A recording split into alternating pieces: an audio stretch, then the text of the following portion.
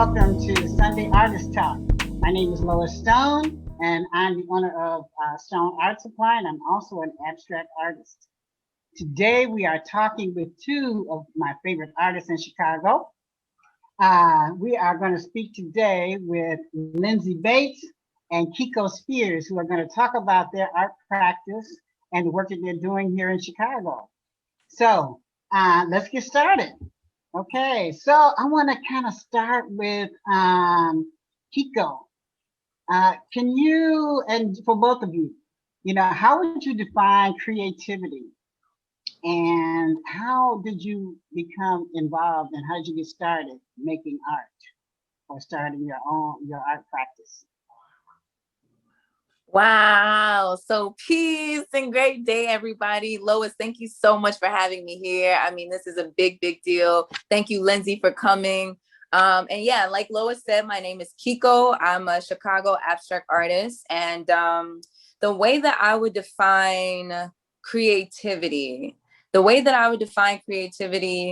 honestly, I feel like it's a sense of being receptive, and it's like when I work on pieces or when I see things, like I can look at grapes and just be like, oh my God, like that's an idea for something. Or I can listen to the way my mom said something or a smile I saw in someone's face. And I think that it's just life, life is creative. And when you have a heightened perspective or just another way of looking at things, you can use everything to your advantage to make something beautiful. And I feel that with everything going on in the world, it will always be negativity. I feel that when you are an artist or when you have that different perspective, it allows you to flip all negativity into something positive. It allows you to channel and use your energy and use also your spiritual practice to be able to create a world where people can live in, if that makes sense. So I feel like creativity is life, and it's about your inner world, that sparks that creativity. Hopefully that makes sense. Yeah, that makes a whole lot of sense to me. Hey, Lindsey? Truth. And I agree with that. And again, I also express my thanks, ladies, for having me on. I feel very blessed and thankful for just the little things and the big things that come our ways. And just as Kiko was stating, with how creativity is such an outlet of expression. Yeah. To be able to channel that negativity and create something beautiful. I love how it able to connect and draw people out of their shell. Because as an educator, I would say recently, I mean, I've always had this connection with being able to get with kids.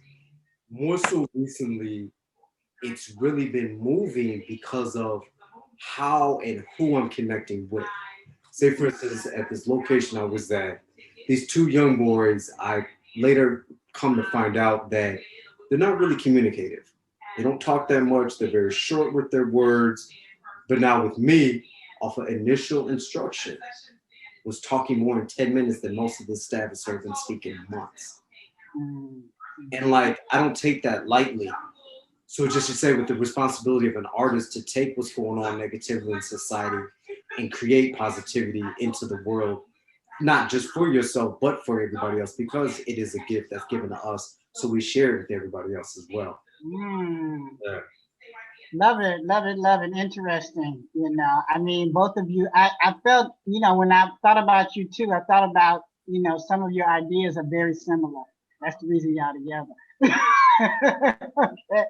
So now how did you even begin your art practice? When did you started delving into creating and painting or drawing, whatever motivated you first? Where did that start? Kiko. So wow. Okay, so we're gonna get deep. That's great. So the way that art came into my life, it's so interesting. I'm gonna bring up these two words of conscious and unconscious, or aware and unaware.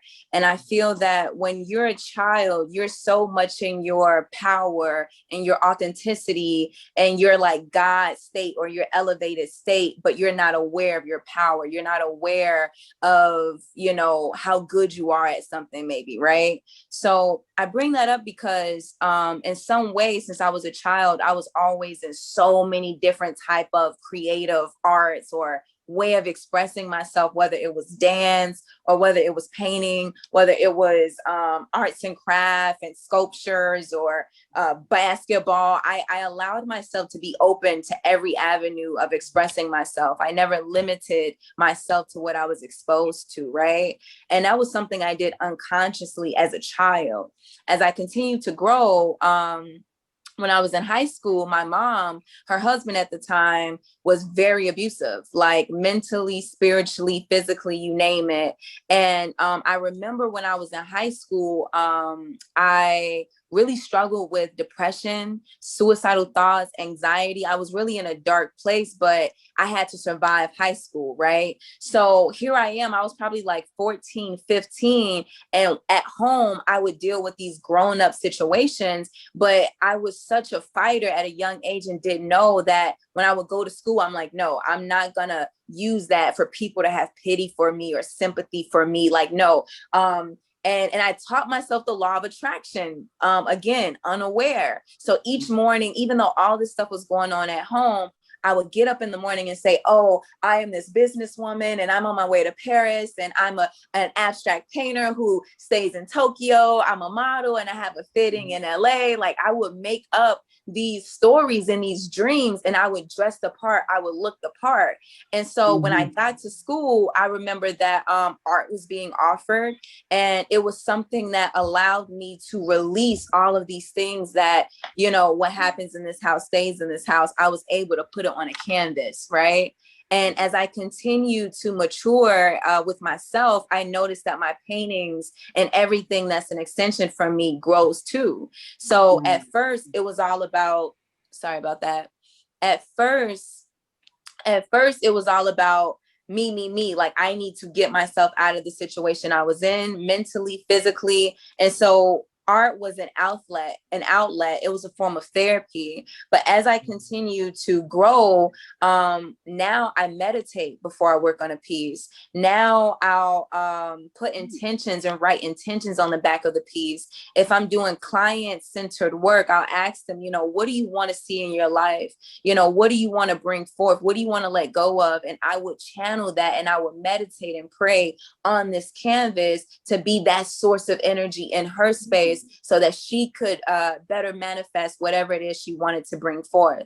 So now it's become so much more about we, and I always feel such a connection to whoever I do a painting for because I'm putting so much of my energy into, you know, what they want into this painting that they're going to see every day, and vice versa. They're putting so much energy into me, telling me what colors make them feel at peace, telling me what images make them feel great, telling them, you know, just all these different things that relate to their healing. So now I would say that, you know, what influences and what sparks that creativity, like Lindsey said, knowing that we have a responsibility, knowing that we can see things that your average person cannot see, and we can translate it into something very beautiful and valuable.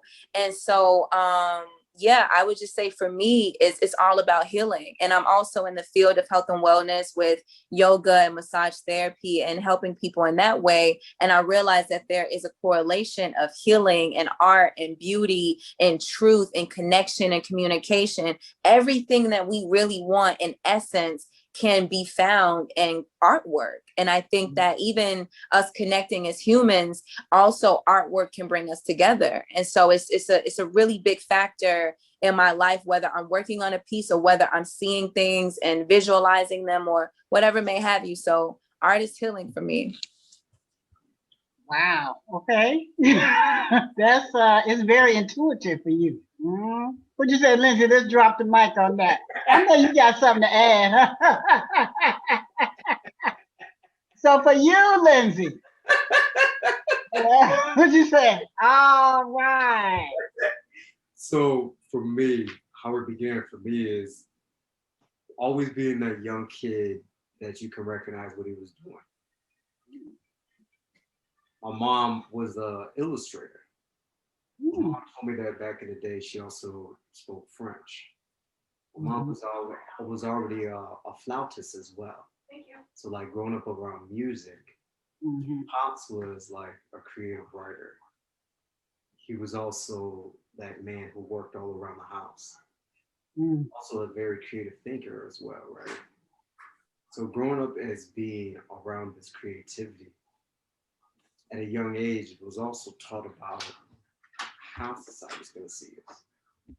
My mom was downplayed for her skill. She never followed through on her art because the institutions used to tell her, "You're a young black woman, it ain't gonna work for you." mm, So I took that and I said, "Okay, I wish you would tell me that I couldn't." You know what I mean? And just as you guys saying as far as healing, and also speaking as us as artists being clairvoyant, these pieces, mm, these are mhm, personal life experiences. This is the negativity brought through beauty and confusion and chaos. And this is the realignment and this is the peace. mm. Yeah. Yeah. Wow. Okay. So for me, I mean that's what the creativity is. And just the same being so multifaceted. Now they're both mixed medium. This one more dramatic than this one. This one so much in the top, that's my actual hair. Mm, There's actual earrings in here. My old cell phone that I bashed up, and just some tools, keys, coins, every everything in here as we spoke on it tells them a story. mhm, And so as I said, and this one is a personal story of something that I endured, but yet this is what came out of it. mhm, So like now, like saying, like I said, I have a gorgeous wife. I've been able to live in a different country through art, mhm, being able to travel the nation through art, knowing that my artwork is hung in different households, knowing that my artwork is on people's bodies, being used for logos, being part of Fortune 500 corporations, and still being so low key and like, about it. mhm, And not in the I don't care, but in the knowing that it's material, it's fleeting, it's like energy, it comes and it mm. goes. You know what I mean? Yeah. Seeing it from an extraterrestrial space of it, that knowing that the planet that I live on is a living and breathing thing, so therefore everything that's created also lives and breathes, births and dies. So never get too attached to it. The closest I can think of that monolistically is my graph brothers and sisters. They always bombing pieces on the wall. Sometimes it stays, sometimes it gets buffed, right? Mhm, So that's how I look at every accomplishment as well. Yeah. mhm. Spirituality, intuitive, and just it's so much feeling in your work. Everything seems to be have a meaning, but at the same time, you're grappling with reality, wisdom, um, you know, impermanence. You know, just a lot of things. That people who create the way you do from that place. Some people create, they're portrait artists. Some people like to do different kind of art. Some people are sculptors. But you two seem to really take your art to a whole different space, or where you create because of, you know, some type of attitude, feeling, perception, or trying to break perception, of things. So very interesting, very interesting. Now, did you? You said that your mother was she was an illustrator. Mhm. She So was you grew up in a household of artists, yeah. really. He was well. They were regular, blue collar. That was what their hobbies were. I just took what they did as a hobby and wanted to Mhm. create it as a profession. My mom wanted to be a fashion illustrator as a profession, but as I said, throughout school, she was downplayed. Mm. That's why. Yeah, yeah. You know, a lot of us get into our art later in life because we have responsibilities and, you know, or whatever.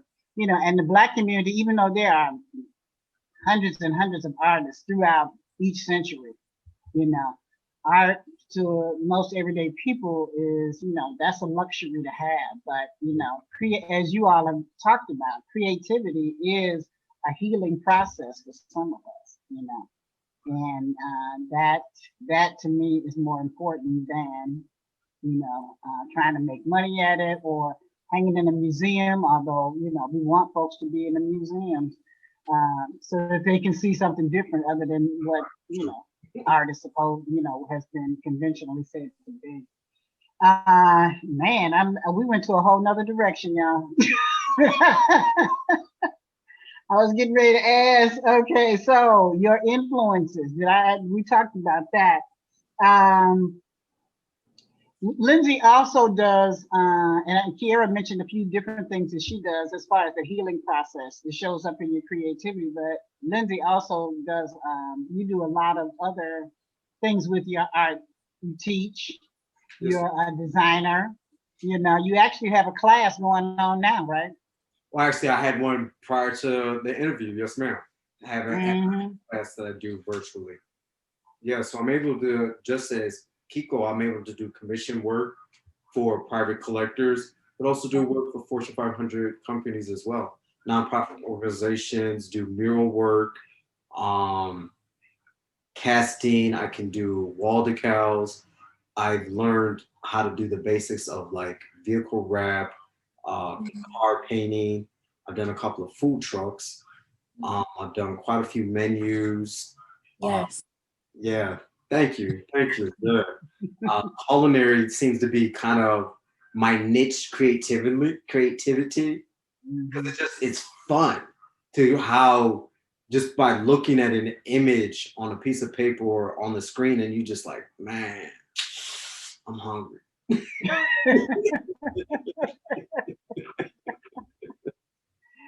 So, you know, that takes me into the multiple streams. A lot of artists have their work is done in different spaces other than, you know, their art in, you know, whether it be a portrait or canvas or, you know, on a 5-foot wall in somebody's garage or whatever. So do you all do you have other streams where your art is being placed, you know? So, Kiko.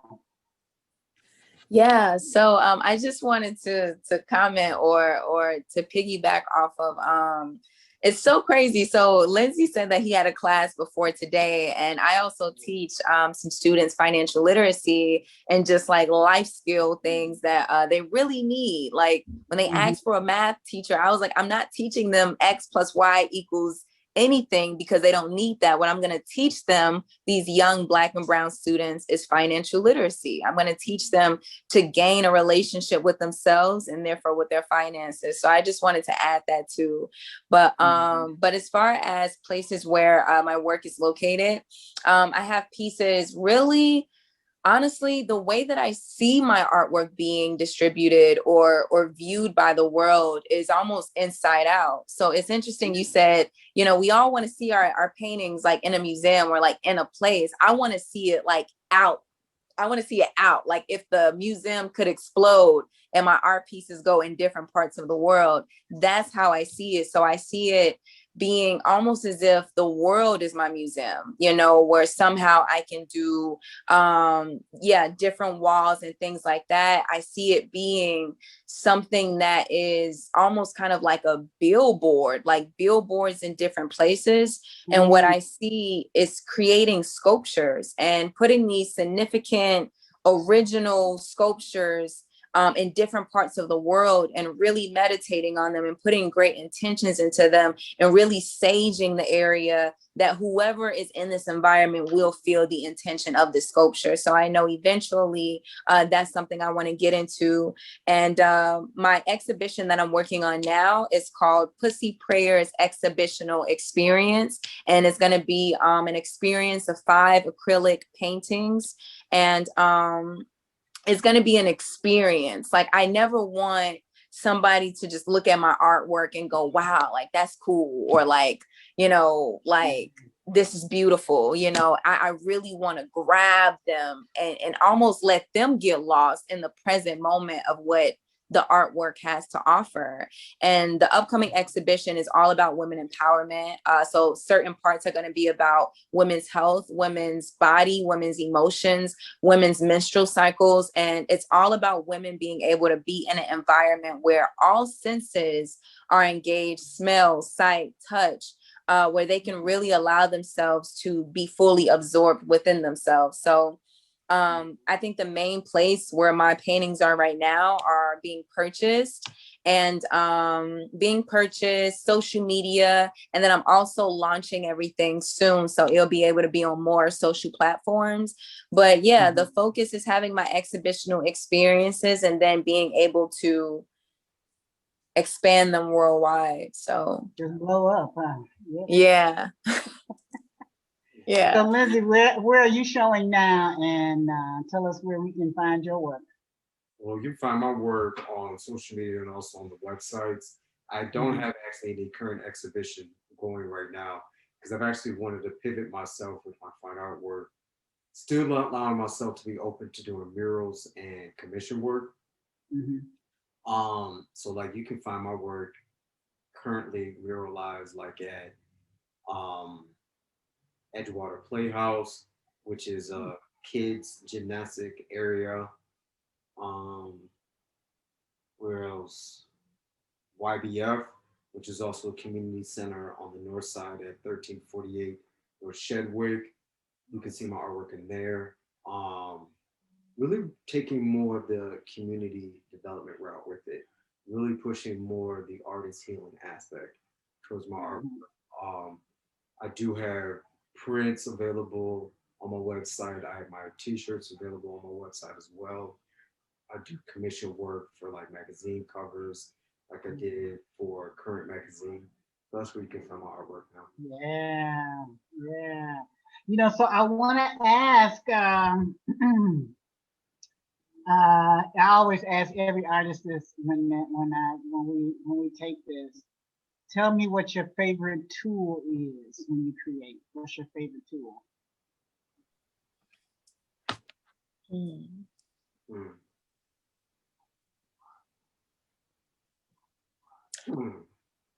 I would say my favorite tool when I create is I would say channeling. Because if I'm in front of a canvas and also when I use acrylic, I call it either dry acrylic or wet acrylic. And so dry acrylic, I almost do this kind of like dragging technique as to where the canvas looks very raw and very like organic, you know, the way that the paint looks on fresh canvas. And then wet acrylic is almost like for me to liquefy the acrylic and move it in such a flowy way where it looks like the canvas itself is moving based off of the colors, you know. So I would say the best tool for me is being able to channel and not, oh, this is so good. Oh, this is so good. So being able to channel, like when you're in front of the canvas, you're receiving and not get in the way of this infinite flow that's so beyond you, not feel like you have to think about it, you know, and there's a way where it can be controlled chaos, you know, but I would say that ability to surrender, you know, and that's something I'm still working on in just life. But I realize that, you know, painting is so real for me because it forces me to be authentic. It forces me to be true. It forces me to really come from my heart and not from my mind. And, you know, when you come from your heart, it's such an uncalculated flow that takes place, whether you coming from your mind and trying to do something versus just letting it happen through you. So the art and me, that experience is all taking place simultaneously. So I would say that's my greatest tool. Yeah, it almost sounds as if, you know, some people try to paint what's popular because they think it will sell. And, you know, for me, art has to be totally authentic and come into its own. What do you think, Lindsay? What's your favorite tool? I don't know why you told me that you thought me and her would get along and we think alike. She said, in my head, I said my heart. That's my favorite. Wait, what'd you say, Wow. Lindsay? What'd you say? I said, now I know why Lois said that me and you would get along and how we think alike. Because before Yeah. you answered, my thought said, well, I'm not thinking of physical tool. I ain't thinking no brush. Yeah. My heart. That's what I like to use as my favorite tool is my heart. Because Yeah.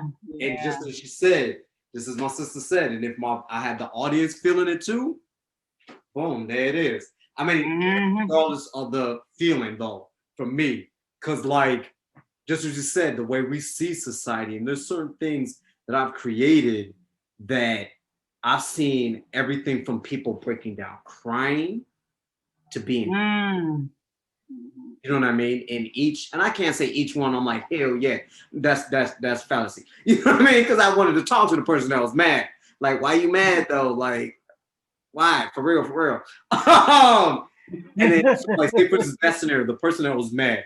And this one I was blessed with by winning an award through the DeSable Museum. So the piece is called Who's the Threat? Thank you, Kiko. And in this piece, I did ancient to modernized versions of indigenous tribal people, right? Now, along in front of them, I did this in a nice, beautiful fore, middle, and background piece. So they're in the middle ground. Now, the breaking transition between the middle and the foreground is what I used as like it was cotton at first. You mix it with paint and water, and then it hardens, and it hardens in the color that you apply. Now, what I did is I also infused broken pieces of electronics, so it looks like a landfill, right? And then in front of that landfill, I would say, the imagery looks like a skinhead, Aryan Nation type individual. And I made them bald purposely so that when the cap of their head, it looks like a sewer cap, right? That also doubled up as like a digital chip. Now, flowing in the background is these beautiful foliage of trees. Either side of those trees are dead trees, okay? I purposely put up IBM, Citgo, and McDonald's as billboards. And I have Chicago skyline and some factories pluming in the background. Now, the woman who saw it, as I said, was salty. Because my point was, and just as the title was asking you, who's the threat? Yeah. Right? You're looking at all these different people calling these indigenous people as threats. Well, look at what you're doing to the planet. Like McDonald's. Now, I'll be honest with you. If I eat some McDonald's, it's not here. I've tasted McDonald's in China. My sisters. It tastes like the beef was dead that day, was killed that day. Wow. Okay? It's absolutely delicious. You have nowhere near the side effects, right? One. Two, I did my research on each company. Say, for instance, like IBM, they had electrical equipment within the Holocaust. Okay? That's factual. And the employees used to travel, and this is how sick capitalism has gotten. These employees would go to the concentration camps to surface the equipment. Right. So imagine the things that you're going through just for a paycheck. And that's your business deals? Are you kidding me? And of course, they gave reparations and they did some other things. Some of them did. Or even like, say, Adidas was created outside of the Holocaust. And how the reason why there are three stripes, one brother was down with the Nazis, the other one wasn't. The third stripe means that that's a compromise. Yeah. Yeah. Mm. Even like Apple's logo, that creator was part of the Holocaust too. The reason why it's an apple with a bite taken out is he poisoned himself because he was homosexual, but he was an advanced technological thinker, and the Nazis wanted his intellectual property, and he said, "Oh, nope," it was out. Come Yeah, on. dedication to him. Yeah. So just as we're talking about, art imitates life, and there's things that art reveals, and whether we as a society want to admit to it or not, it's the truth. Like the fact you got fools out here that say the Holocaust didn't exist. The people that say, "Oh, black people don't deserve reparations." Yeah, okay, they got reparations for 12 years, and I'm not talking about no comparison of who had it worse. I'm not saying. I'm saying what's righteous and what's right. And just as how art and intellectual could really make people think, like the fact that some of these people say you have an argument for equality, huh? How would you have it? How's that a debate? How do you debate that some people should be a have and some people should be a have not? Huh? How do you have a debate of what you call beautiful? Really? Come on, man. I mean, it's Yeah. we ain't gonna go that rabbit hole. Yeah. Wow. Wow. Talking about a tool, baby. Talking about a tool. You see what all we can find out? Wow, that just made me, and this is totally off topic, but maybe not. I read the book Cast with a group of people, and the book was okay, but it was a little repetitious, but it brought out a lot of things that, to your point, Lindsay, about how society is broken down, what's good, what's not good, how we look at things and why we look at them the way we do. Well, somebody organized a system for that to happen so that they could stay up here. But anyway, art imitates life, and we are living in it. I really, really, really appreciate you both for coming here today and telling us about your art practice. I knew y'all would hit it off because I knew y'all was from the same tribe. Any last words? Last words on your work? Oh, tell me where we can. Well, you told us where you can find your work. Give us your website, your Instagram, your whatever. And hey, any closing words? I just want to say definitely thank you. This is an amazing connection. I really would love for us to I just have a vision of us sitting in France, drinking tea, and you're just, talking to the both of us. We're in a garden, fresh air. That just came to me. But I just want to say thank you both so much. I mean, Lindsey, you're a phenomenal artist, man. Phenomenal brain, phenomenal heart. Many blessings to you, truly. Lois, Miss Lois, sensational woman, for having this incredible network, being the pioneer that you are. Thank you so much. Even the help that we have behind the scenes. Ronnie, thank you so much for being patient with the emails. And the last thing I was just going to say too was when you talked about the apple, biting the apple, immediately I thought about religion and, the whole biting the apple, and how in some way the apple allowed them to awaken. And in some way, I've heard people argue that the apple was a representation of psychedelics. And so how when they bit into the apple, it made them aware that they were naked. It made them aware of sin. It made them aware of these things. But it was as if they didn't have that wisdom. They didn't have that wisdom and the knowledge that came with it. So I just want to say thank you so much. My name is Kiko. You can find me on Instagram at the Positive Influence Kiko. And I just want to say thank you all so much. And I know we're going to change this nation. I know we're going to shake the world with our truth, with our creativity, and just don't stop. Life happens to us all. And I just want to encourage us to be the highest of the highest that we could possibly be. And, for us to be so great that they cannot not see you. Right on. Thank you. Thank you, Lindsey. I can be found. Take us on out, baby. Yeah. Hey, right? I can be found on IG at EBCRE, the number 8, IVE. That's it. Just EB Creative. And then you can find me on my website, just my name spelled out, LINDSEY, middle initial EBATES.com. Yeah. Right on. Okay. Well, thank you all so much. You will see this tomorrow when we get through editing today. And I just want to say thank you so much. This is Lois Stone at Stone Art Supply and Lois Stone Abstract Artist. Thank you, Kiko. Thank you, Lindsey. See you at the next episode. And next episode. Bye-bye. Woo. Love good people. Right on. Okay.